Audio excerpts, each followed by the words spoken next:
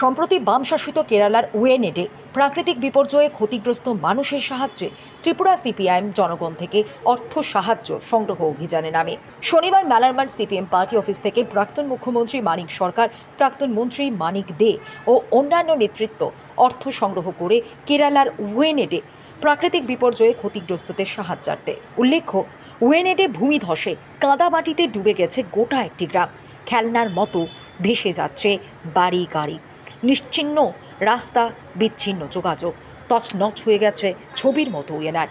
সূত্রের খবর, মঙ্গলবারের ভূমিধসের ঘটনায় ঘুমের মধ্যে জল কাদায় ডুবে শিশু ও মহিলা সহ প্রাণ হারিয়েছেন ৩০০রও বেশি মানুষ।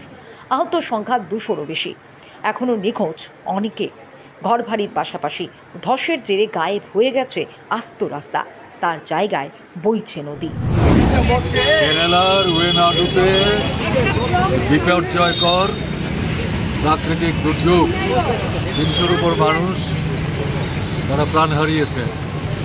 শত শত মানুষ বাড়ি ঘর ছাড়া। ওখানকার যা কিছু পরিকাঠামো সমস্ত ধূলিসাৎ হয়ে গেছে। তাতে কেরালার মুখ্যমন্ত্রী সারা ভারতবর্ষের মানুষের কাছে কেরালার পাশে এবং ওয়েনাডের জনগণের পাশে দাঁড়াবার জন্যে আবেদন জানিয়েছে, মুক্ত হস্তে সাহায্য করার জন্য আবেদন জানিয়েছে। তাতে সাড়া দিয়ে আমরা বেরিয়েছি, মানুষের কাছে যাচ্ছি।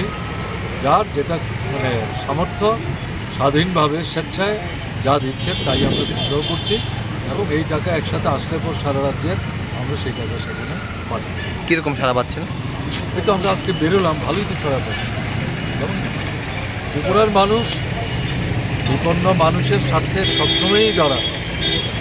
কাজে আমরা যেতে পারলে সবার কাছ থেকে সাড়া।